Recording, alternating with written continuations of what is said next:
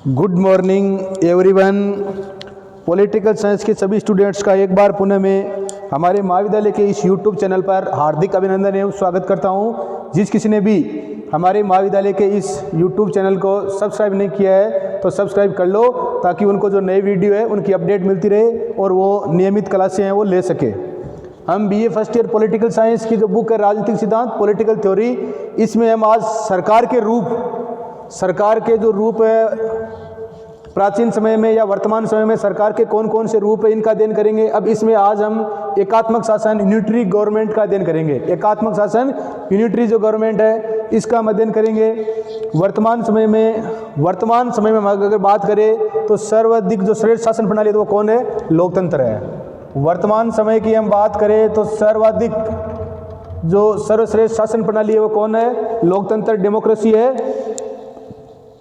वर्तमान समय में लोकतंत्र को ही सर्वाधिक श्रेष्ठ शासन माना जाता है। भारत में संसदात्मक लोकतंत्र के साथ अपने देश भारत में क्या है? संसदात्मक लोकतंत्र है। क्या है? संसदात्मक लोकतंत्र है भारत में। और संसदात्मक लोकतंत्र के साथ में क्या है? भारत में है वो संसदात्मक लोकतंत्र के साथ सरकार का क्या है? संघात्मक स्वरूप है। सरकार का संघात्मक स्वरूप है। जिस प्रकार से हमारी केंद्र सरकार और फिर हमारे यहाँ पर 28 राज्य और 8 संघ शासित प्रदेश है, तो भारत में संसदात्मक लोकतंत्र है, संसदीय है यहाँ पे, और फिर सरकार का संघात्मक रूप है। क्या है? क्योंकि भारत को शासन जो शक्तियाँ हैं उनकी दृष्टि से राज्य सरकार, केंद्र सरकार और स्थानीय स्वशासन इसमें बांटा गया है। भारत में संसदात्मक लोकतंत्र के साथ सरकार का संघात्मक रूप विद्यमान है। ब्रिटेन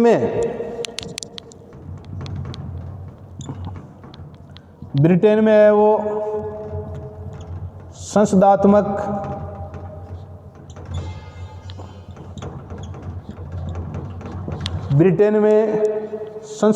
लोकतंत्र के साथ सरकार का संसदात्मक लोकतंत्र के साथ सरकार का एकात्मक रूप है। ध्यान रखने वाली बातें हैं। ब्रिटेन में भारत में संसदात्मक शासन है। ये भारत में कहाँ से लिया है? ब्रिटेन से लिया है। परंतु भारत में सरकार का रूप संघात्मक है, जबकि ब्रिटेन में संसदात्मक लोकतंत्र के साथ सरकार का रूप क्या है? एकात्मक है। सरकार का रूप क्या है? एकात्मक है। अमेरिका में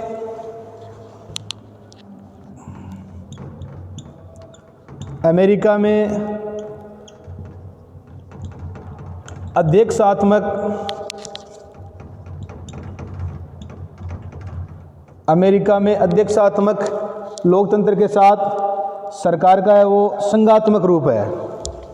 सरकार का क्या है? संघात्मक रूप है।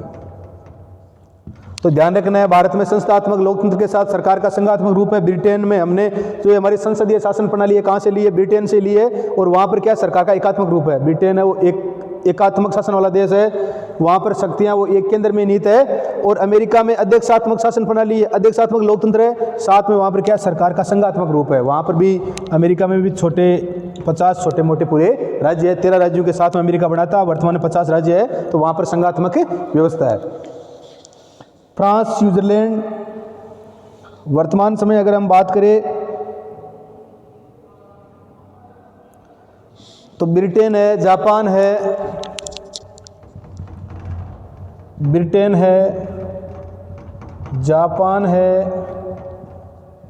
इटली है।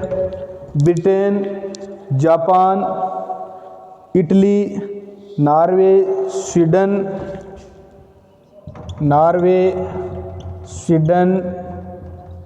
बेल्जियम,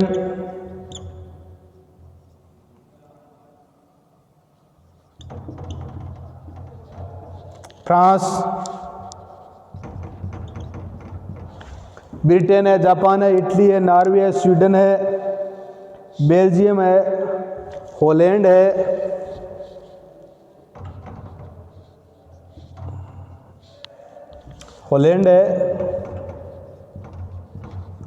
तो ये प्रमुख देश है वर्तमान में जो एकात्मक शासन प्रणाली वाले देश कौन कौन से? तो इंग्लैंड है, जापान है, नॉर्वे है, स्वीडन है, बेल्जियम है, हॉलैंड है, फ्रांस है और इटली है। पूछ ले, 2 नंबर वाला क्वेश्चन आ जाए कि एकात्मक शासन प्रणाली वाले या एकात्मक शासन वाले देशों के नाम लिखो, तो Britain, Japan, Italy, Norway, Sweden, Belgium, France और हॉलैंड, ये वो प्रमुख देश है जहाँ पर वर्तमान समय में क्या है, एकात्मक शासन प्रणाली है वो पाई जाती है। इस बात का ध्यान रखना है। अब देखो, एकात्मक जो शासन होता है इसका अर्थ होता है एक ही राज्य के एकात्मक शासन है। एकात्मक, जिस प्रकार से ये वेंकट रंगप्पा ने बताया कि एकात्मकता का तात्पर्य राज्य की शक्ति एक ही केंद्रीय सत्ता में, राज्य की शक्ति वो क्या हो, एक ही केंद्रीय सत्ता में केंद्रित होना। एकात्मक शासन, यूनिटरी जो गवर्नमेंट है, इसका अर्थ होता है एकात्मकता का तात्पर्य राज्य की शक्ति एक ही केंद्रीय सत्ता में केंद्रित होना। किसने कहा है? वेंकट रंगप्पा ने कहा है। और डायसी ने कहा है कि एक केंद्रीय शक्ति के द्वारा सर्वोच्च सत्ता का प्रयोग किया जाना ही क्या है, एकात्मक शासन है। डायसी कह रहा है कि एक केंद्रीय शक्ति के द्वारा सर्वोच्च सत्ता का प्रयोग किया जाना ही क्या है, एकात्मक शासन है। तो गार्नर कहता है कि ये एकात्मक शासन ये शासन की वह प्रणाली है। गार्नर कहता है कि एकात्मक शासन ये शासन की वह प्रणाली है जिसमें संविधान केंद्रीय शासन के, जिसमें संविधान है वो केंद्रीय शासन के एक अथवा जिसमें संविधान केंद्रीय शासन के एक अथवा एक से अधिक अंगों को पूरी शक्ति प्रदान करता है और इन्हीं से स्थानीय सरकारों को अपनी सारी शक्ति तथा अपना सारा अस्तित्व प्राप्त होता है। एकात्मक शासन के बारे में किसने कहा? गार्नर ने कहा है। तो ध्यान रखना है, 3 परिभाषाओं का वेंकट रंगप्पा ने कहा है कि एकात्मकता का तात्पर्य या यूनिटरी है, इसका तात्पर्य शक्ति एक ही केंद्रीय सत्ता में क्या होती है, केंद्रित होती है। डायसी ने कहा है कि एक केंद्रीय शक्ति के द्वारा सर्वोच्च सत्ता का प्रयोग किया जाना क्या है, एकात्मक शासन है। तो गार्नर कहता है कि यह शासन की वह प्रणाली है जिसमें संविधान केंद्रीय शासन के एक अथवा एक से अधिक अंगों को पूरी शक्ति प्रदान करता है और इन्हीं से स्थानीय सरकारों को अपनी सारी शक्ति तथा अपना सारा अस्तित्व प्राप्त होता है। ये बात किसने की? गार्नर ने। तो वेंकट रंगप्पा, डायसी और गार्नर की परिभाषाओं का ध्यान रखना है। और एकात्मक शासन प्रणाली वाले देश कौन कौन से है? तो Britain, Japan, Italy, Norway, Sweden, Belgium, France और हॉलैंड, ये प्रमुख देश है जहाँ पर वर्तमान समय में एकात्मक शासन प्रणाली पाई जाती है। अब ये थोड़ा ध्यान रख लेना है कि भारत में तो संसदात्मक लोकतंत्र है और सरकार का रूप क्या है, संघात्मक है। क्यों? भारत में केंद्र सरकार एक है, संसदीय लोकतंत्र है ही, और भारत में जो शासन को सही ढंग से चलाने के लिए 28 राज्य और 8 क्या है, संघ शासित प्रदेश है। वैसे ब्रिटेन में संसदात्मक लोकतंत्र है पर सरकार का रूप क्या, एकात्मक है। यहाँ पर एक ही जिस प्रकार से ये केंद्रीय सत्ता में शक्ति क्या होती है, केंद्रित होती है। और अमेरिका में अध्यक्षात्मक लोकतंत्र पर वहाँ पर क्या संघात्मक है, वहाँ पर भी 50 क्या है, राज्य है। इस बात का ध्यान रखना है। एक राज्य के संविधान द्वारा क्षेत्र के आधार पर शक्तियों का जो केंद्रीकरण या वितरण किया जाता है और राज्य के अंतर्गत शासन की केंद्रीय एवं एक राज्य के संविधान द्वारा क्षेत्र के आधार पर शक्तियों का जो केंद्रीकरण या वितरण किया जाता है, यही क्या होता है, यही एकात्मक शासन है। तो हमारे को एकात्मक शासन के बारे में इन बातों का ध्यान रखना है। और एकात्मक जो शासन है इसमें शासन व्यवस्था है वो क्या होती है, केंद्रित होती है। अब देखो, एकात्मक शासन में जिसमें संविधान के द्वारा राज्य की संपूर्ण शासन शक्ति केंद्र सरकार में निहित होती है। एकात्मक शासन में शासन की जो समझ शक्ति है वो किस में निहित होती है, केंद्र सरकार में। जिस प्रकार से ब्रिटेन में देखने को मिलता है, हालांकि वहां पर संसदीय लोकतंत्र है परंतु सारी शक्ति किस में होती है, केंद्र सरकार में निहित होती है।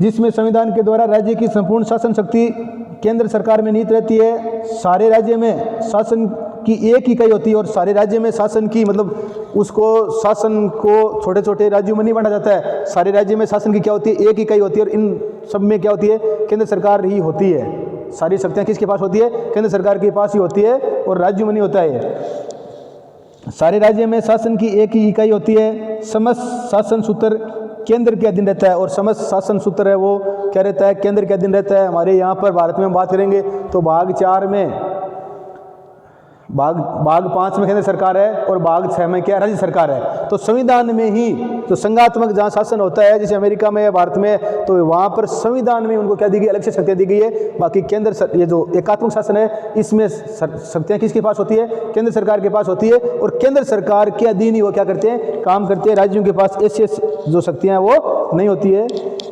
समस्त शासन सूत्र है वो केंद्र के अधीन रहता है। संपूर्ण देश के लिए एक ही शासन व्यवस्था होती है और इसमें संपूर्ण देश के लिए क्या होती है, एक ही शासन व्यवस्था होती है। और ये देश Britain, Japan, Italy, Norway, Sweden, Belgium, France और हॉलैंड। 2 नंबर वाला क्वेश्चन यहाँ से आ सकता है कि प्रमुख एकात्मक शासन वाले देशों का नाम बताओ। तो Britain, Japan, Italy, Norway, Sweden, Belgium, France और हॉलैंड। और आपके ये भी समझ में आ गया कि एकात्मक शासन या यूनिटरी जो गवर्नमेंट है इसका अर्थ क्या होता है। तो एकात्मकता का तात्पर्य राज्य की शक्ति एक ही केंद्रीय सत्ता में क्या होती है, केंद्रित होती है,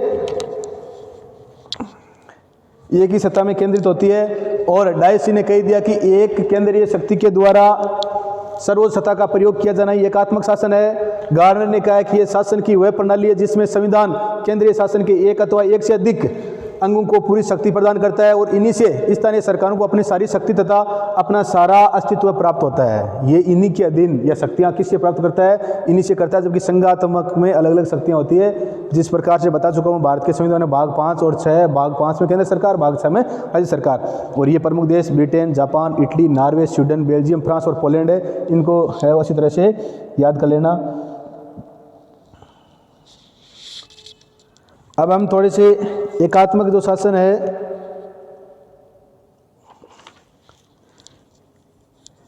एकात्मक शासन की हम विशेषताओं का अध्ययन कर लेते हैं। तो एकात्मक शासन है, इसकी क्या विशेषताएं हैं। तो एकात्मक शासन की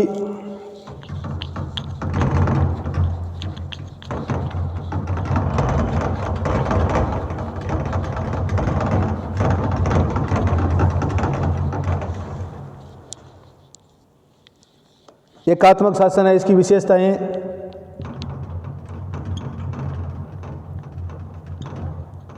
तो देखो एकात्मक जो शासन है इसकी विशेषताएं क्या है।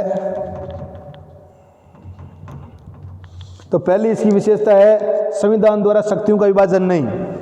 एकात्मक जो शासन है इसमें संविधान द्वारा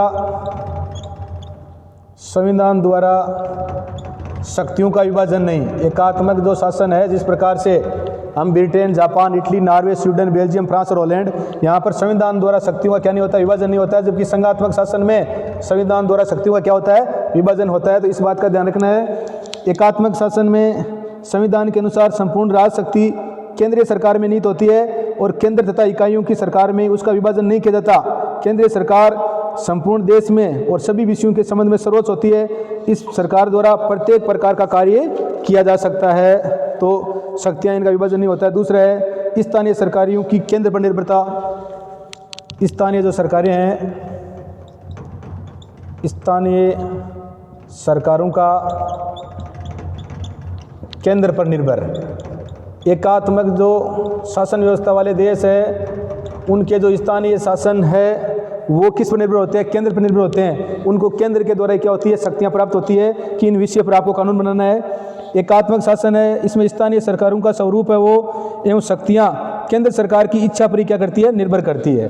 और प्रशासनिक सुविधा के लिए राज्य को अनेक इकाइयों एवं प्रांतों में विभक्त किया जा सकता है, किंतु इन राज्य सरकारों का संपूर्ण अस्तित्व है वो किस पर होता है, केंद्र सरकार पर भी निर्भर होता है। और तीसरी जो इसकी विशेषता है वो है इकहरी नागरिकता।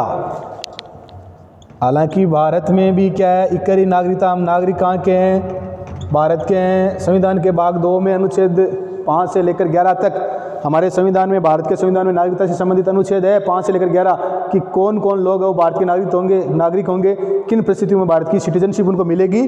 तो परंतु भारत में भी इकहरी, हालांकि हम ये नहीं कह सकते कि संघात्मक जो शासन वाले देश है वहाँ पर दोहरी नागरिकता होती है। भारत जैसे देशों में इकहरी नागरिकता है, हालांकि अमेरिका में दोहरी नागरिकता है, परंतु जो एकात्मक शासन वाले देश है वहाँ पर क्या पाई जाती है, इकहरी नागरिकता पाई जाती है। तो देखो इकहरी नागरिकता, एकात्मक शासन प्रणाली वाले देशों में इकहरी नागरिकता की व्यवस्था होती है, पर यह नहीं है इकहरी नागरिकता होने का तात्पर्य आवश्यक रूप से एकात्मक शासन ही होता है, कोई ज़रूरी नहीं है। पर लगभग जहाँ पर एकात्मक शासन है वहाँ पर क्या होती है, इकहरी नागरिकता ही होती है। और संघात्मक वालों का हम नहीं ये कह सकते कि भाई संघात्मक शासन व्यवस्था होगी तो वहाँ पर दोहरी नागरिकता होगी, जैसे भारत में भी नहीं है। बाकी हमने जो इकहरी नागरिकता है, भारत में शासन का स्वरूप संघात्मक है, परंतु ये इकहरी नागरिकता हमने कहाँ से ली है, ब्रिटेन से ली है। तो आज की हमारी क्लास में हमने जो ये शासन का एकात्मक जो सरकार का जो रूप है, एकात्मक शासन, यूनिटरी गवर्नमेंट, इसके बारे में हमने अध्ययन किया है। और इसके जो हमने एकात्मक शासन है इसका अर्थ क्या होता है, एकात्मक शासन की जो वेंकट रंगप्पा, डायसी और गार्नर की हमने परिभाषाएं पढ़ी, एकात्मक शासन का अर्थ पढ़ा और इसकी विशेषताएं पढ़ी, और किन किन देशों में एकात्मक शासन व्यवस्था वर्तमान समय में काम करी उसके बारे में हमने अध्ययन किया। मैं आशा करता हूं कि आपके समझ में आ गया, और हमारी जो बुक है ये राजनीतिक सिद्धांत पॉलिटिकल थ्योरी, इसमें आप एकात्मक शासन जो ये अध्याय है इसका है वो क्या कर लेना, अध्ययन कर लेना, ताकि आपके समझ में आ जाएगा। और वीडियो को लाइक शेयर और सब्सक्राइब भी कर देना। जय हिंद, जय भारत।